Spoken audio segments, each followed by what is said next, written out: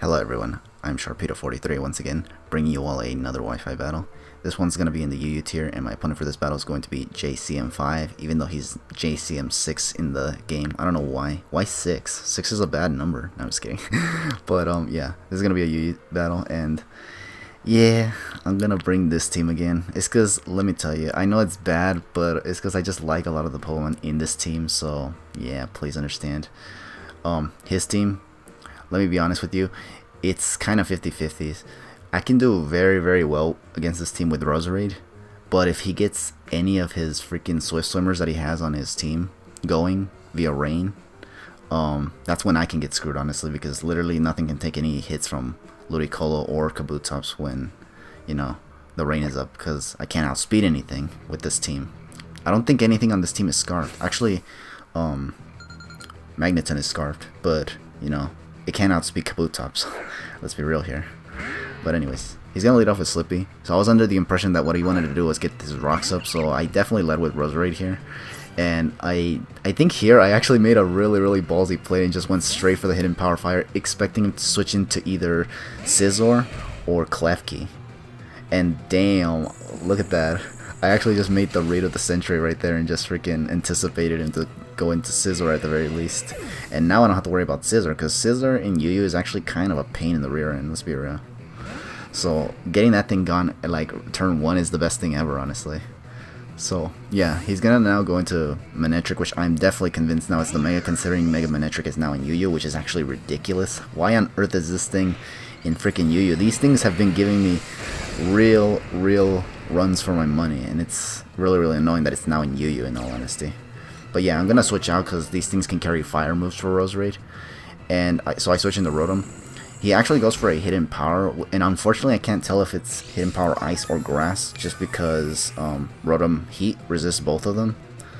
But nonetheless, I think here's where I'm gonna actually try to switch into Swampert, and the reason why I did this was because I knew he was gonna try to Volt Switch to get some switch initiative, and as you can see, he does. So what I do here now is try to see if he actually does have the hidden power grass.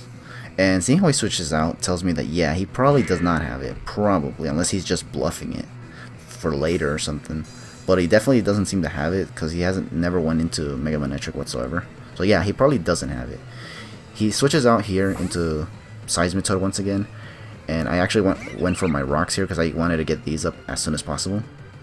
I switch out into Roserade thinking he probably wants to Skull Burn me, but he actually goes for the knockoff, which I actually didn't expect on a Seismitoad, in all honesty. But so I lose my Life Orb, which is kind of bad.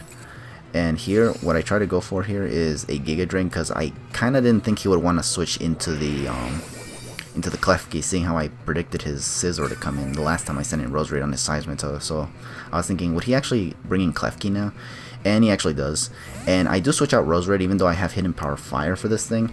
Reason being is that because this thing, Klefki has Prankster, it can go for Thunder Wave and paralyze my Roserade. And I think my Roserade is kind of a win condition, so that if it gets paralyzed, things like Kabutops and Ludicolo are going to be able to outspeed it and KO it with Stone Edge and Ice Beam respectively. So yeah, I didn't want Roserade to get paralyzed, so I switched into Magnezone as a result. Here he goes for Rain Dance, and this is where I actually was so happy that I actually sent in Magneton, because Magneton steel traps this thing with Magnet Pool. And here I decided to go for hidden power fire, knowing that it's still in the rain, because what I wanted to do here was find out if this Rain Dance is boosted by the Damp Rock.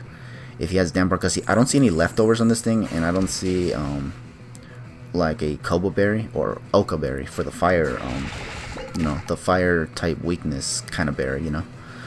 So here, yeah, I just go for hidden power fires just to stall out this rain, because like I said, if his rain is up, his Kabutops or Ludicolo can come in and just destroy my entire team, because that's all it's gonna take for him to get around my team, in all honesty. But if I can keep him at bay, he can't really do anything to me, honestly. And as you can see here, I think more than 5 turns has passed for the rain. So at this point, after KOing this Klefki, he has like 2 more turns of rain still. So he's gonna send in Kabutops right away. And I was thinking, you know what? Let's switch into Swampert here, because I was anticipating him to go for Swords Dance. If he didn't, though, that would have been really bad for me. But I was definitely confident he'd try to go for it, because my Magnezone is scarfed, and I was locked into Hidden Power Fire, so this was like a free Swords Dance for him, in all honesty. But what I wanted to do here was, because the rain is about to end, and unless he has Aqua Jet, he can't really do anything once the rain is gone, honestly.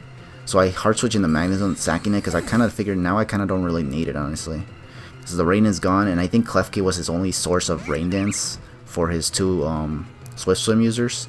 So here, now that the rain's gone, I go into Roserade, and seeing how he switches out tells me that he probably doesn't even have Aqua Jet for my Roserade, because I think after +2 and the fact that it's stab and Kabutops has like 115 attack, I think Aqua Jet could have KO'd there, honestly. I think. I could be wrong though. If I'm wrong, then he made the right play. But yeah, bottom line was that I felt like I was in an advantage here, now that the rain was gone. He goes into Ludicolo anticipating I don't know what, because I actually just went for Giga Drain just to get some HP back. And him switching it in here kind of gives me the opportunity to just get more HP back.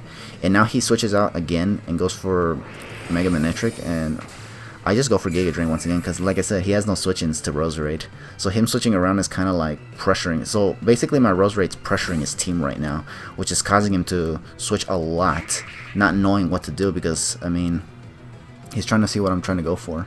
He switches out yet again into Ludicolo, and here's where I actually go into Rotom. I was thinking, okay, I wanted to see, well, first of all, I knew that it was speed invested, but I didn't know if I could outspeed it with Rotom and how powerful it was. So I left Rotom here thinking I can maybe take one and then just Volt Switch, because I didn't want to have to switch out, honestly. And yeah, Rotom dies to a crit. I don't think that crit mattered, because I mean the Ludicolo was Life Orb, so I figured yeah, it's definitely gonna KO. And so here I go back into Roserade, because yeah, I Giga Drain. I can just Giga Drain a lot of his team, honestly. The only thing I'm afraid of right now is the Mega Manectric, because that thing can have either Flamethrower or Overheat. I was more so anticipating the Overheat from this thing. This is why I'm glad that I got my Rocks up, because if I had no Rocks up on my field, this thing would have been not taking any damage whatsoever, because he has not been necessarily taking any damage since that Giga Drain that I gave on Roserade, honestly. And that was the only damage I could have gotten. So if he came in here without any Rocks, this thing wouldn't be withered down here. Here I anticipated him to go for a Fire move for once, rather than Volt Switch. And he actually goes for Overheat, and he actually misses. So this switch into Togekiss was actually kind of meaningless, because, I mean, now he just gets the Thunderbolt. Except not really. He actually hard switches and goes into Seismitoad. I don't know why, honestly, because if I were him, I would have just gone for the Thunderbolt. Even if it doesn't KO, it would have been nice to get that chip damage and then bring in Seismitoad and take out my Togekiss. But he didn't do that. But I'm guessing he just wanted to preserve it because he feels that it can actually at least take care of a good chunk of my team, honestly. He is getting withered down by rocks, sure, but if he takes out a good number of my mons, that would actually put him in a better position. But here, nonetheless, I'm just going for air slashes. He just went for knockoff to knock off my item. It doesn't really bother me, in all honesty. So he's now going to go into Coben, which is the Kabutops. And here, for some reason, I thought this thing's base speed was 78, so I was thinking I'll just air slash flinch it. But I guess it's over 80 or something. Or I don't even know. Like, I don't even remember what the speed for Kabutops was, in all honesty. I just knew that, well, actually, I was under the impression that that Togekiss would outspeed, so I figured let's just go for air slash. That's why I stayed in. Had I known that, I probably would have gone into, actually, I don't know what I would have gone to. Maybe Swampert? Yeah, I think Swampert. Because Swampert could take it. But maybe I was, yeah, I don't know. I was just afraid, I don't know. I guess I thought, okay, like I said, I just thought it was, faster, but it wasn't, so, yeah, what are you gonna do? Now I'm gonna send in Sharpedo. I protect to get the speed boost. I don't want to risk him just going for break on my Sharpedo, so, yeah. But he's actually gonna go for Swords Dance, and I'm like, oh. So he predicted my predict. Which, honestly, I don't know. Here, after getting a speed boost, though, I was confident I can outspeed his Mega Manectric and Kabutops. It was only a matter of whether or not I can take out this Kabutops with one crunch from Sharpedo here. And if I can, then I think I just win, because even with the Intimidate, the fact that his Mega Manectric is now weakened, I can just simply KO it with any move, literally. I get a crit with this crunch. I'm not sure if it matters, because honestly, my Sharpedo is adamant this time around. So, with all that maximum power on Sharpedo, I do think that it could KO. If it was Jolly, it might have not been able to KO, but it's adamant, so yeah. I'm definitely able to KO the Kabutops, and now I'm able to KO the Manectric. And holy cranberries, another Sharpedo win. And not to mention, it takes out one of the mons that gives me like the most problems, and that is Mega Manectric. and I actually managed to beat it with Sharpedo, which is actually like really cool. I like that. I like the Sharpedo once again putting in the finest of work. It's very rare nowadays that my Sharpedo gets to put any work in any Wi-Fi battle, just because I don't know what's been going on, honestly, that I just not been able to put any work with Sharpedo like I feel like I used to back in Sun and Moon. Nowadays it's been hard to make it work, but here it is once again. The fact that I managed to win another battle with Sharpedo is just, it's one of the coolest things ever, honestly. This is why I like Sharpedo, because it's a Pokemon that not a whole lot of people use, honestly, and when they use it, they just use it because of it being good. It's not because they like it or anything, or at least I believe. But anyways, yeah, that was a cool battle. Good game to JcM5, not 6, because 6 is evil.